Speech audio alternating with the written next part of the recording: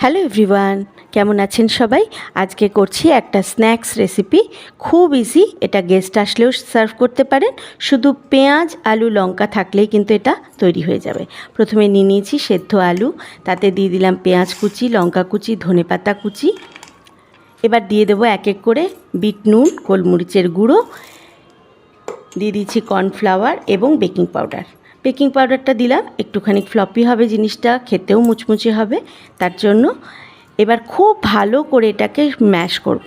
যত এটাকে মাখবো তত কিন্তু এটা ফুলবে। এবার আস্তে আস্তে দিয়ে দেবো এতে 1 টেবিল স্পুন মতো ময়দা।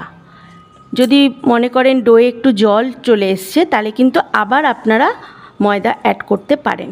এবার হাতে জল নিয়ে ফিঙ্গারের শেপ দিয়ে দিলেই হয়ে যাবে পটেটো ফিঙ্গার। খুব সুন্দর খেতে হয়, করেই দেখুন। এবার তেলে ফ্রাই করে নেব আমরা, আর কিচ্ছু লাগবে না, এতেই কিন্তু হয়ে যাবে পটেটো ফিঙ্গার ফ্রাই। আজ তবে এটুকুই থাক, সার্ভ করুন সসের সাথে। আসি।